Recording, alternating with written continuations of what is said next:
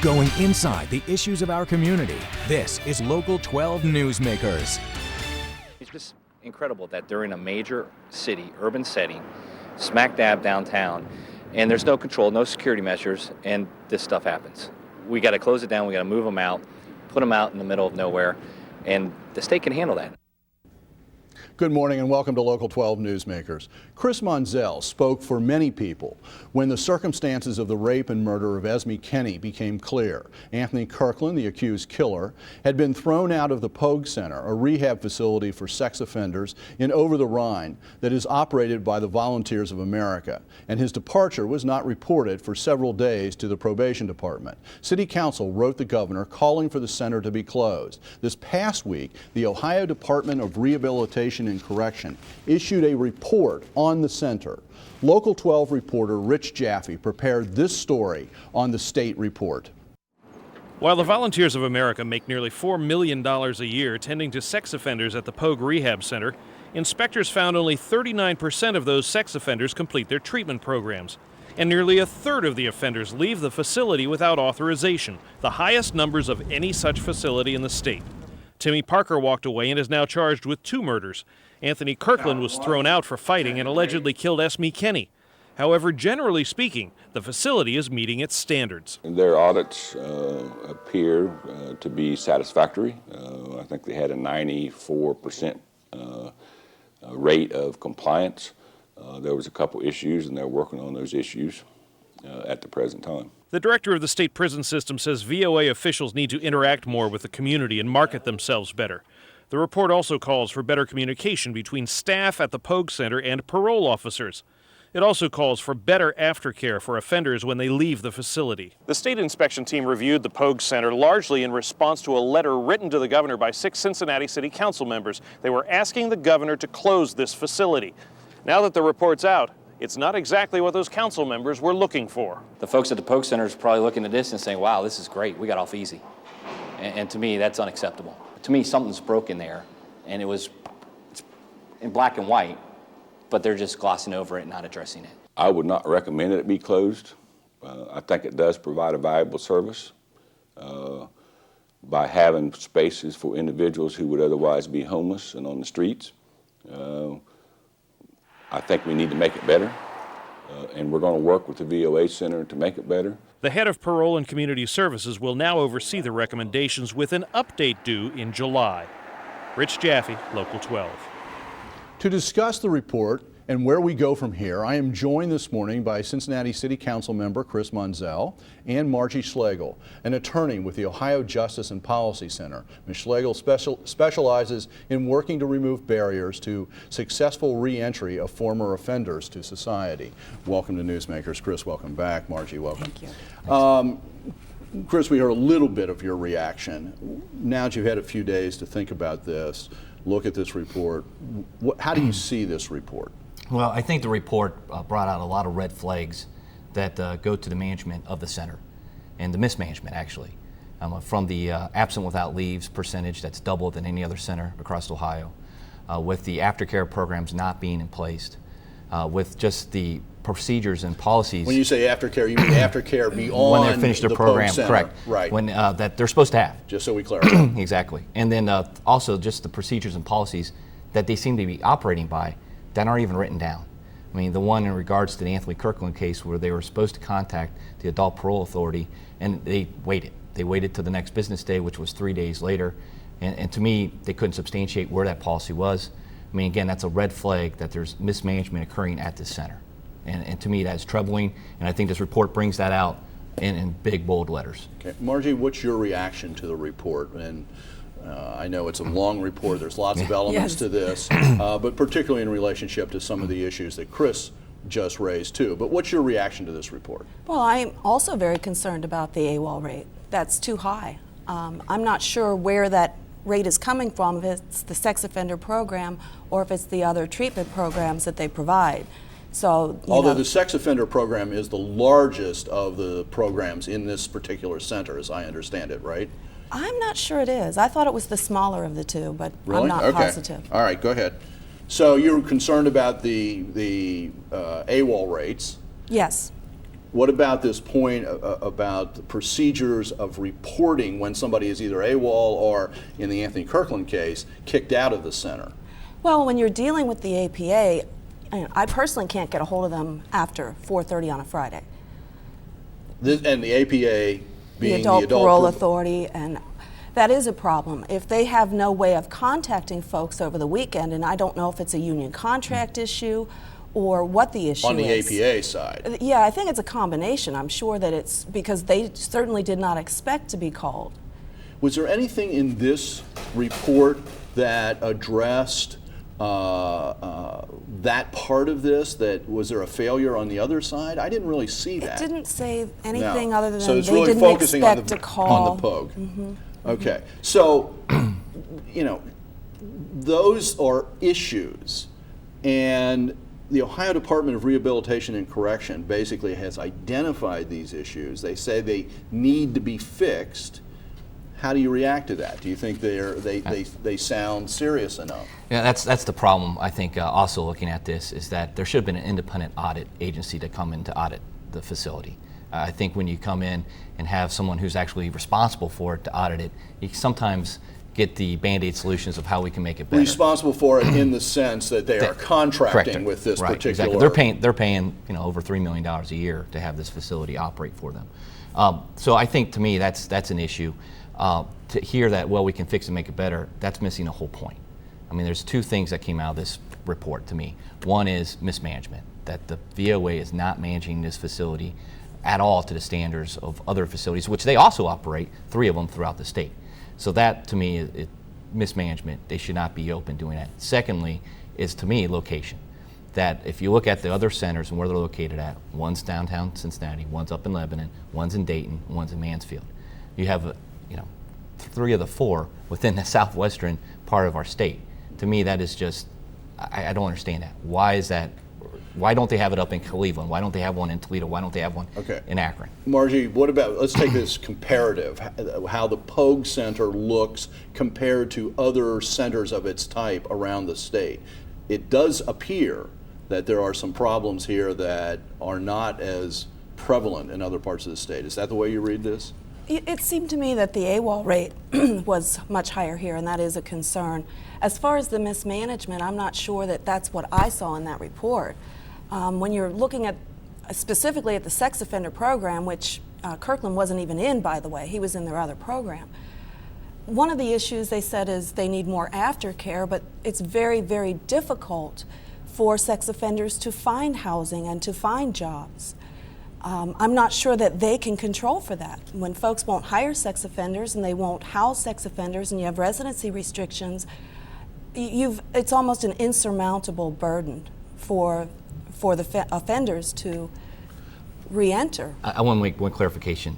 She's correct. When Kirkland left, he was not in that program, but initially he was supposed to be in that program, and he did not want to be in it. Well, I don't think it wasn't just that he didn't want to be in it. As I read it, it was that in the terms of the testing they do, and he did not fit into that program. Well, because he never admitted. He would never admit that he had any issues with it. Right. And thus, am I reading this correctly? But they basically said, well, he's not willing to go in this program. We're going to shift him into this other program. So again, it's kind of questioning how they're doing their management of their program. Let's raise a slightly larger issue, and that is, Margie, can these, I think there's some people out there who just feel sex offender programs don't work. They can't work. We've come to that conclusion, blah. Can they work? Do they work? Absolutely. They even cited to a study that UC had done that showed that, yes, sex offender programs are effective.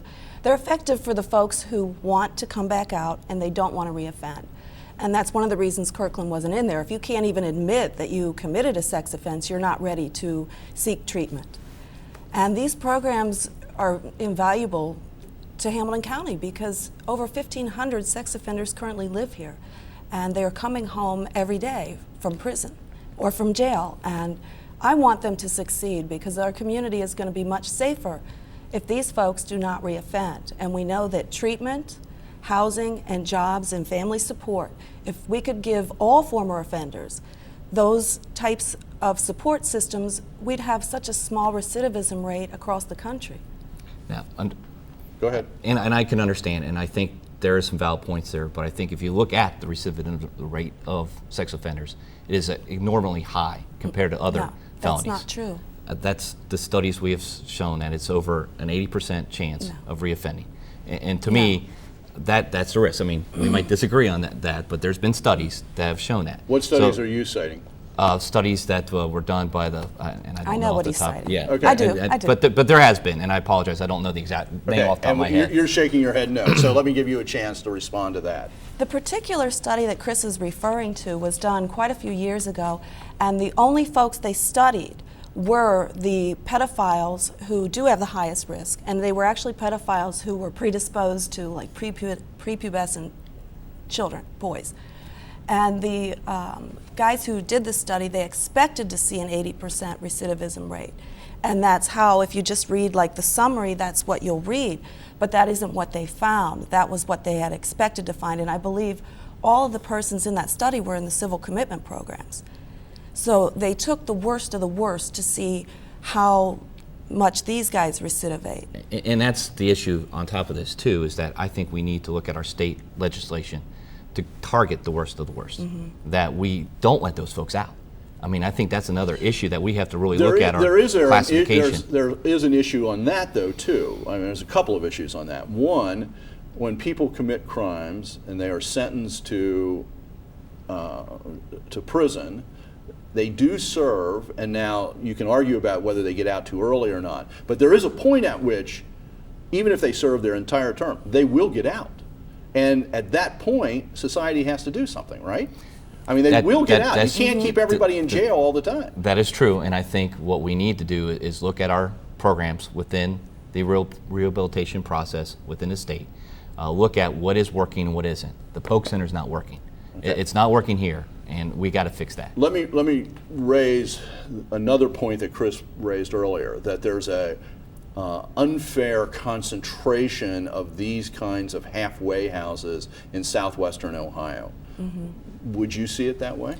I would see it as not enough across the state of Ohio. I would love to see 5, 10, 15 more facilities like this built across Ohio. I don't have a problem with the fact that the Pogue Center is here and helps to rehabilitate folks who are coming home to live here in Hamilton County, because I'm glad somebody's doing it. If no one is doing it, they're still coming home. And it's just going to be more likely that they get into trouble afterwards. What do you, and before we get to that, what do you think about Chris's point that even if it is in greater Cincinnati, it shouldn't be downtown? It shouldn't be where it is. Well, it is in a high crime area, and they have quite a few folks there for substance abuse issues. And it's not a good idea to have people selling drugs outside of a facility treatment like that. But I'm not sure why the police haven't done some more crackdowns and tried to get rid of the crime. Yeah, I don't know the answer to that. I brought a map here that shows the satellite picture from Google. The A is where the Pogue Center is located at.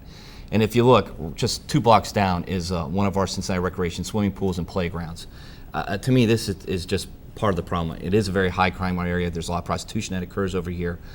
This is just the wrong area to be putting in. It's similar to me, I think, of putting someone who's an alcoholic right next to a bar. I mean, you don't want to put them in an area, and especially for people, if you really want to help these people, you don't want to put them in an area where it's going to make it tougher for them, and also, you don't want to put them in an area where it's just one of our lower income neighborhoods. But Chris, on the other side of that, and Margie referenced this earlier, is that the city and cities across the United States have passed more and more laws restricting where certain type of offenders, former offenders, can live, particularly sex offenders. You know, can't be within so many feet of a school, can't be within, so you get to the point where there isn't any place. But the point I brought up earlier is classification, that we really have to peel back of what are we classifying, because you hear the stories all the time about someone who's been a sex offender because their parents of the girlfriend was underage and the boyfriend was in college. I mean, that's the problem, I think, is we got this clogging of the system of some of this sex offender labeling, which really isn't what is happening with Anthony Kirkland's. No, I mean, and we have to fix that. Yeah, no, and that's a state issue, because I think then you peel back and say, okay, now we're dealing with this subset here of the really violent, heinous crimes that are occurring, as you brought up with the pedophiles, that we need to focus on. And those we can put in, and I agree with Margie, we should put centers, 15 more centers across the state to have them located in areas besides a downtown urban right next to children. Anything on that? Well, the problem, I agree with most of what you say, Chris, but the whole notion that a residency restriction is going to protect children has just been proven false time and time again. Especially the past few years, they've done quite a bit of research, and that is not how children get abused. It's not the stranger danger. Kirkland situations, thank God, are extraordinarily rare. Usually people are abused by family members, coaches, teachers, neighbors, siblings, whatever. It's people we've trusted over 93% of the time. It's not somebody who lives next to a school, but even so, these residency restrictions, you could sit in front of a school all day long. You just can't sleep next to the school when the kids are all safe at home. And that's a valid point. That really is. And I think that goes to our tracking mechanisms of especially, again, working on the classifications, getting that subset, and being able to either longer prison terms, where they're too old now to even have any issues, hopefully, or they've been reformed enough, or two, that they're tracked and maintained so that people understand where they're at. And to me, those are the things that we need to do a better job. Lots of complexity here. Yeah, there is. It's not easy. It's not easy. Difficult. You two have agreed on lots of things. The question is, I want to end this, and I'm way over time, but I want to end this with this question. Where do you go right from here? Where do we go next with this, with the Pogue Center particularly? Well, I mean, personally, For me, you're in council. I think that the Pogue Center and the management of the Pogue Center calls out for it not to be operating. That we should, and one of the ideas I would like to do is Talbot House has a facility up in Lebanon. You know, they do a fine job in their management program. We should look at making them take over this program and move it out of the city of Cincinnati. What if they take over the program where it is? Again, I think because the You location want is it unacceptable. moved. Yeah. Margie, what do you think we should do right now from here? I don't think we should be so hasty to move it. If there could be a place where it could be relocated, where it's still close to jobs and apartments, because that's the whole point, is to transition these folks back into the communities where they will be. I don't have a problem. They've actually said that they would prefer to move, but you know, that'll be a difficult task to find a It'll location. be a very difficult task. Nobody wants this. But there are other centers that are existing already that can take the load. Okay. We're going to come back to this many times because this is not going to go away quickly. Thank you very much for being here. Thanks for helping understand this report a little bit more depth. Thank you. Thanks, Dan. Thank you. Stay tuned. As President Obama moves from the G20 Economic Summit to the NATO meetings, some local people are waiting to see if he will recognize what has been called the closest parallel to the Holocaust as a genocide.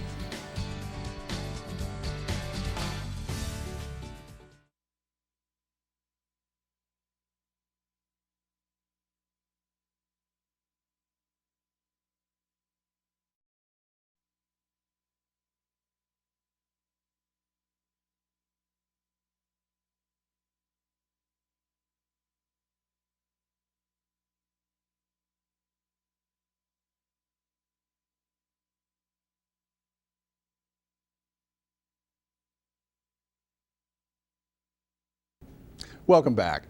President Obama's trip to Europe began in London with the G20 conference and then moved to Central Europe for NATO meetings. On Monday, he will visit Turkey, a member of NATO and what is seen as a moderate Muslim nation.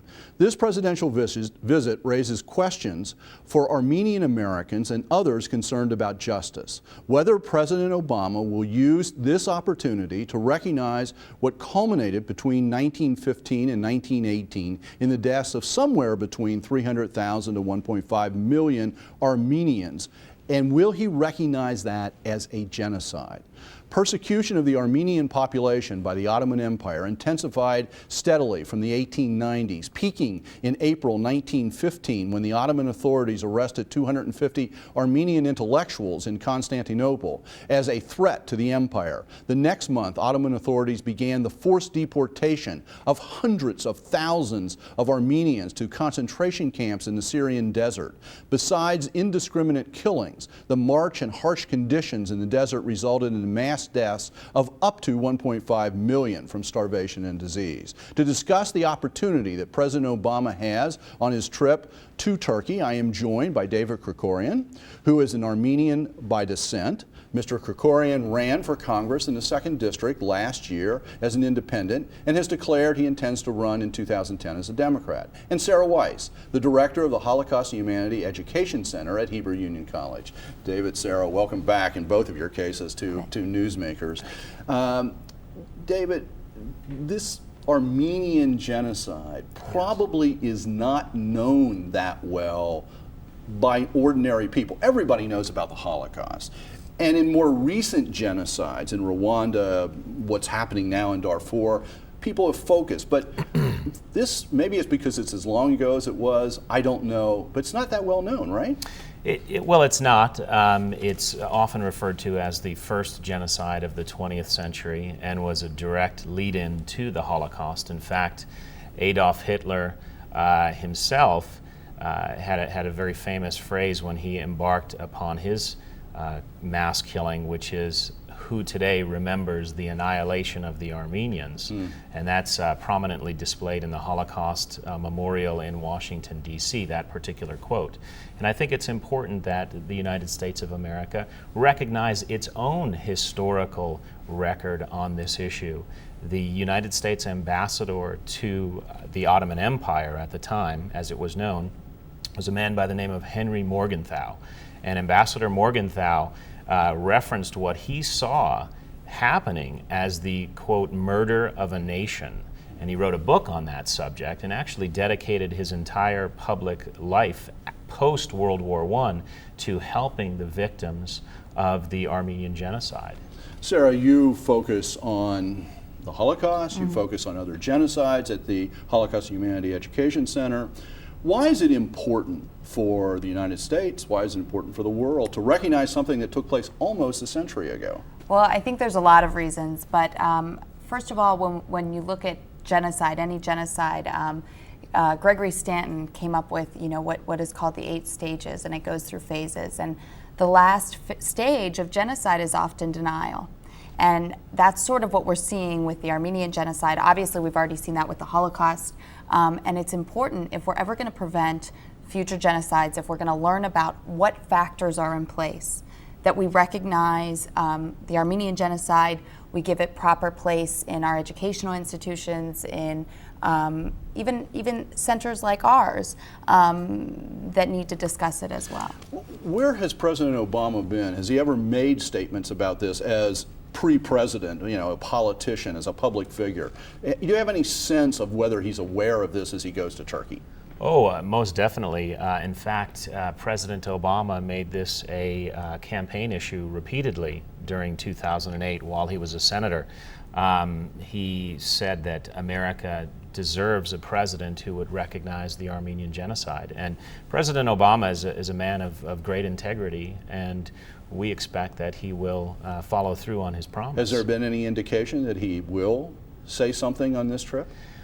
Well, I mean, that's obviously for the political pundits to discuss, but I think President Obama is under, the reality of the situation is President Obama is under tremendous pressure to not recognize the Armenian genocide, and that pressure comes from the modern Turkish government, which had nothing to do with the Armenian genocide whatsoever, but modern Turkey still denies that the Armenian genocide occurred, and as such places and actually prosecutes people in Turkey who write about it. Am I correct? They do, and that's a great point, Dan, because I think what America's role in this process should be is to help foster democratic processes in that part of the world. We need go ahead. No, I'm just aware of time. Sarah, as I understand it, Israel has not recognized the Armenian genocide. Is that correct? That is true, and actually that's sort of how David and I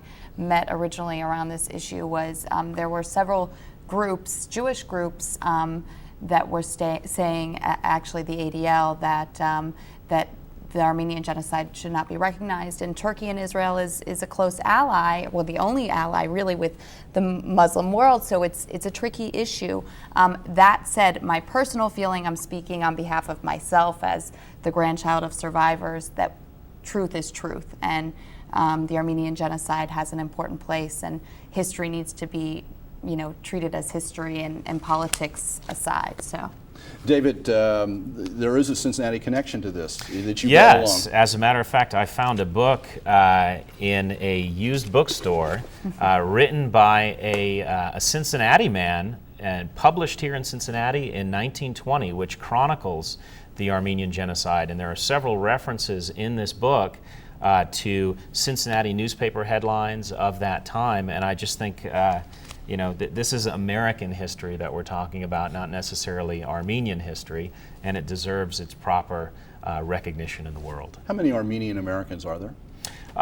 There's probably between 1.5 and 2 million Armenians who live in the United States of America. Yeah, this isn't, from that point of view, it's not a huge population. It's one of those principal things, which is what your center really is all about, what you were talking about before. Exactly. Will you be watching for what the president says? Yes, I will certainly be watching, and we've been watching for the past couple years and through all of this. So. And you will continue to work together? Yes. Absolutely. Yes, we will. Thank you very much for being here this morning. We'll all be watching to see what President Obama says. Thank you. So, thank you for making Newsmakers a part of your Sunday morning. Join us again next week to meet the women and the men shaping our community for the future. Have a good week.